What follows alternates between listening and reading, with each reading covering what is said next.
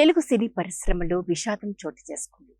సినీ పరిశ్రమలో తన అక్షరమాలతో తెలుగు పాటకు ప్రాణం పోసిన సినీ గీత రచయిత కులశేఖర్ అనారోగ్య పరిస్థితులతో మరణించారు. 53 సంవత్సరాల కులశేఖర్ లిరిక్ రైటర్గా అతి కొద్ది కాలమే పరిశ్రమకు పనిచేసినా వారు రాసిన ప్రతి పాట ఆణిముత్యమే.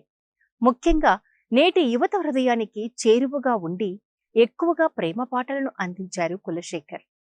వేళ్లపై లెక్క పెట్టగలిగే పాటలే అయినప్పటికీ వారి కలం నుండి జాలువారిన ఆ పాటలు శ్రోతల హృదయాలను అమితంగా ఆకట్టుకున్నాయి.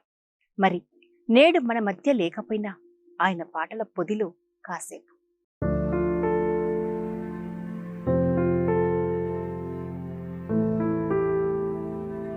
తెలుగు సినీ గీత రచయిత కులశేఖర్ జర్నలిస్ట్. హైదరాబాద్లో జర్నలిస్ట్గా తన ప్రస్థానాన్ని ప్రారంభించారు. తర్వాత సిరివెన్నెల సీతారామశాస్త్రి వద్ద శిష్యరికం చేసి తెలుగు సినిమా పాటల రచనలో మెలకువలు నేర్చుకున్నారు.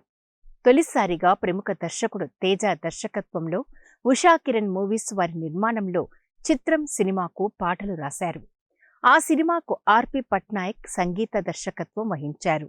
అలా మొదలైన వారి కాంబినేషన్ కొద్ది కాలం విజయవంతంగా సాగింది. కులశేఖర్ స్వస్థలం సింహాచలం. తల్లిదండ్రులు మహోపాధ్యాయ శ్రీరామచంద్రమూర్తి, శ్రీమతి రంగనాయకమ్మ. చిన్నతనం నుండి సంగీత సాహిత్యాలపై ఆసక్తి ఉండటంతో చిన్న చిన్న పాటలు రాస్తూ స్కూల్ లైఫ్లోనే ఎన్నో బహుమతులు పొందారు కులశేఖర్. కులశేఖర్ రాసిన ప్రతి పాట ప్రేక్షకుల మనసును ఆకట్టుకుంది. కెరీర్ ప్రారంభించిన తొలి నాళ్లల్లోనే మంచి పేరు సంపాదించిన కులశేఖర్ ఎక్కువ కాలం సినీ రంగంలో నిలదొక్కుకోలేకపోయారు. ప్రముఖ సంగీత చిత్ర దర్శకుల ఆధ్వర్యంలో పనిచేసిన అనుభవం ఉంది కులశేఖర్కి. చిత్రం, జయం, రామ్మా చిలకమ్మ, ఘర్షణ, వసంతం, నువ్వు నేను, అవునన్నా కాదన్నా, మృగరాజు, సుబ్బు లాంటి హిట్ ఫిల్మ్స్కు మెమరబుల్ సాంగ్స్ అందించారు కులశేఖర్.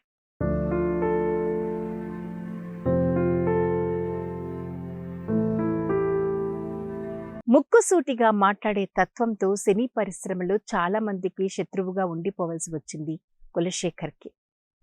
ప్రేమలేఖ రాస సినిమాను నిర్మించి చాలా నష్టాలు చూశారు. దీంతో తన మానసిక స్థితి సరిగ్గా లేకపోవడం, మతిమరుపు రావడంతో పరిశ్రమకు దూరంగా ఉన్నారు. అనారోగ్య పరిస్థితిలో మరణాన్ని పొందారు. తక్కువ పాటలు అందించినా కలకాలం పాటల ప్రేమికుల మదిలో నిలిచిపోయే గీతాలు అందించారు కులశేఖర్. ఎక్కడ ఉన్నా వారి ఆత్మ ప్రశాంతంగా ఉండాలని కోరుకుందాం.